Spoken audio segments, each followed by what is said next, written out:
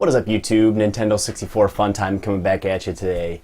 I got a great video for you today, and what I'm doing is basically, long story short, I have a lot of passions in life. I like to hunt, I love to fish, I love to be outdoors, I love video games, and what comes with the video games is modification and modding and customizing consoles. I love doing that. It's something that I don't get to do all the time, but I take care of my consoles. I clean them, I tear them down, which is a very important thing to learn.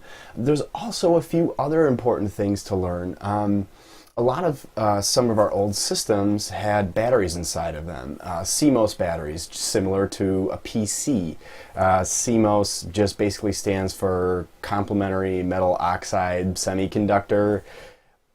It's a lot word, it's a stupid word, but basically CMOS just stands for a pass-through. It's basically just a pass-through for the motherboard to stay powered on in a low voltage way, just to keep time, what a lot of systems use it for. The Saturn had one, the Dreamcast had one, and pretty much every system after that uses like a CMOS style battery. The Saturn one was really easy to change. In the back of the console, you could just pop the battery out, pop in a new one. Really great idea. But you want to know what didn't and was really hard and your batteries are going to start to be dying? The Sega Dreamcast. Now Sega, I believe, said that the CMOS battery would last maybe, up to 5 years, but a lot of people are finding that they're lasting almost 10 years. Mine recently just started dying, so I have had to replace it, and I did it a really good and easy way so that I can replace my battery very easily in the future. Now you're going to need a few things when you get started doing this.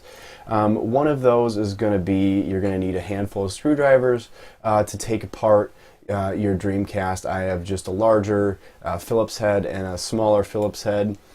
You're going to need a new battery. You're going to need a rechargeable. It has to be rechargeable. I know a lot of people will say you don't need to have a rechargeable one, but the battery is going to be recharging in your system when the system's powered on. And if you don't have a recharging one, you can ruin your battery. It can pop the battery, it can break the battery. So you do need a rechargeable battery. And the harness that I put in mine is just a CR 2032 battery style, but this is a rechargeable lithium-ion CR 2032 battery that I'm going to be putting in it. Another thing you're going to need is the actual battery harness. And I make two separate ones. There's a 3-pronged harness, which you don't necessarily need, which I have. I like those ones a little bit better. Or you have a 2-pronged harness. Both work fine, you just have to make a few extra little changes if you're going to use the 2-prong one, but it works just as good. You're going to need a soldering pen or soldering gun, whatever you have. You can go cheap on soldering ones. I know a lot of people will tell you to get a good one. It is worth it to get a good one, but as long as you have if you have a cheap one, just keep the tip clean as you can. Keep it clean, keep it clean. If you're going to solder again sometime, keep it clean. And you can go a little bit cheaper if you're trying to keep costs down. And I think that's it. The only other bonus thing is going to be just to have a voltometer. If you're going to be modifying consoles or messing around with consoles or anything like that, this is very important to have. It helps you understand the console a little more. And it helps you just understand that you're doing things correctly. You can get these for very, very cheap. Find these in thrift stores. I got mine for $5. You don't need an expensive one.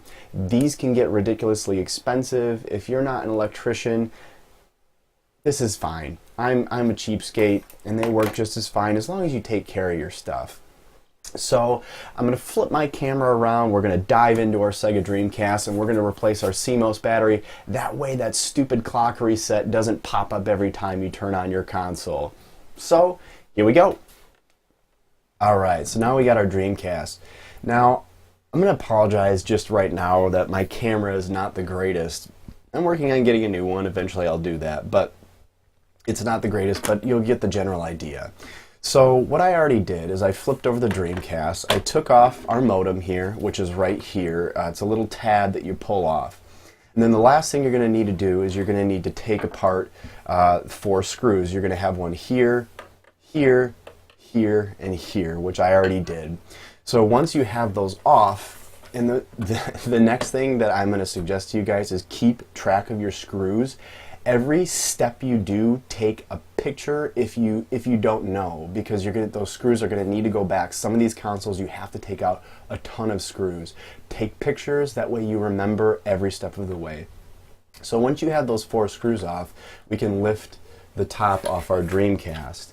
And as you see here, this is our CMOS battery. Now, it's basically a soldered in, your original Dreamcast will have a soldered in battery, meaning the actual battery physically won't be able to come out because the battery and the harness is all together and it's actually soldered into the board here.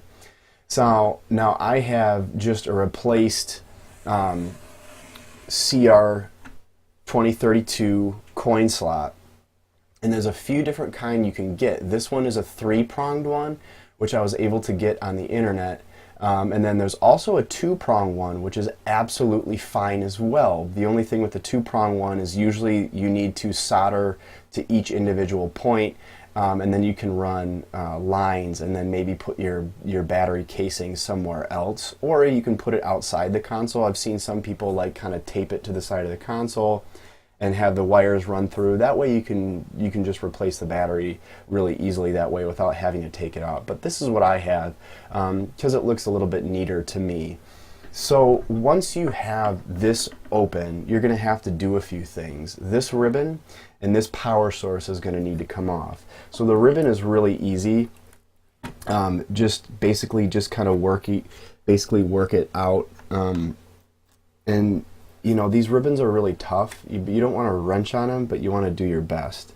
So I have that unhooked, and you can see my light kind of flash because my battery was going.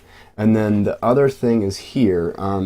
Now you don't want to pull on this too hard. Sometimes you can just pop it out with a small screwdriver. Hang on. And just kind of slowly work it out, and that'll come off. You don't want to pull too terribly hard. So now that we have this ribbon and this power source unhooked for the fan, now you're going to start just unscrewing it, which is just 4 screws here. You're going to slowly do, and I should be speeding this up, but I'm not going to. That way I can just kind of talk to you guys for a little bit. You know, and it's great to know how to do this. Even if you're not replacing anything, it's good to know, you know, how to take apart your systems. That way they can be cleaned. You know, you can clean your lasers and stuff like that. So it's really, really nice. So now that we have this off, you're gonna have to kind of wiggle this controller hookup plastic as well as this off, and you're just gonna kind of slowly wiggle everything out until it decides to let go. Might have a screw that's not 100% undone. Stand by. I need to have it facing me. Makes it a little bit easier.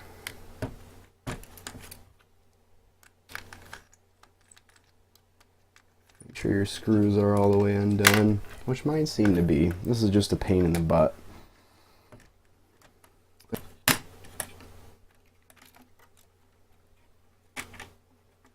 Oh, this screw right there. It's ridiculous. Anyway, that was a pain in the butt. Just one screw off a little bit.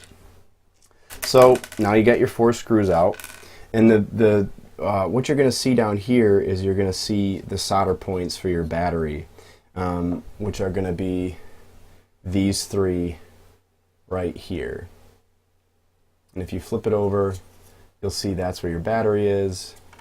That's where your CMOS battery goes. Now what you can do for this is, like I said, if you have the 2-1 instead of the 3-pronged one, basically one of them is basically a 3-1 just for stabilization in there.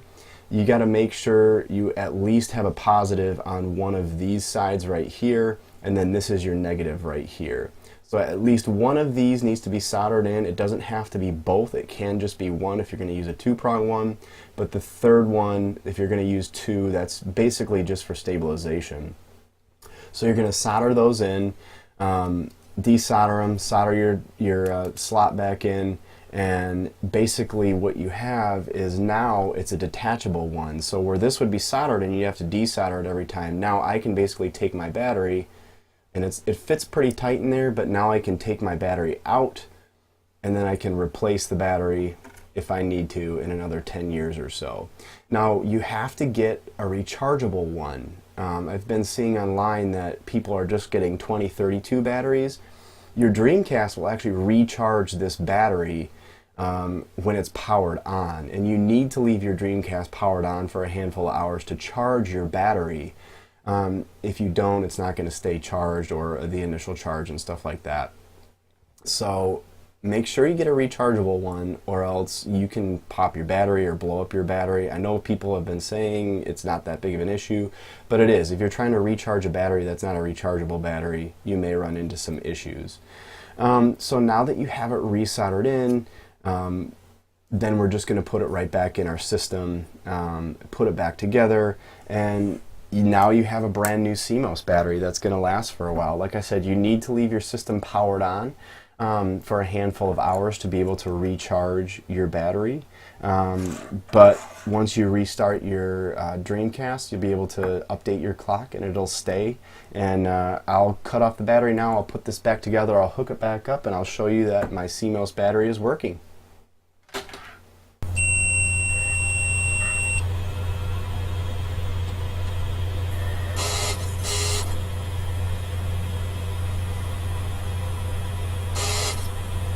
Alright guys, so here we go. We're back doing our CMOS battery update. I have the system plugged in and powered on. So we're just going to go to today's date. What is today? 13th? 2018? What time is it? Turned on my TV. That's getting annoying. It's going to be like double the sound. 12:43.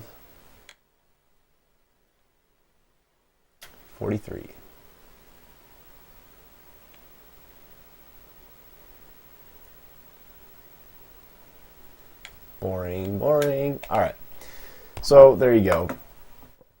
So we have our time up displayed up at the top, and it's reading the correct time. So I'm going to power my console down and then power it back up. Ideally, you want the battery to charge for a while, so I would just leave your console on for a handful of hours when you first do this. But I'm just going to power it down and power it back on just to show you that my CMOS battery is working.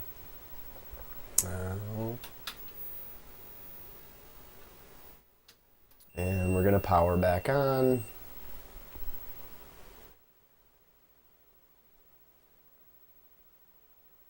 And we should go right to the screen and skip the time and date.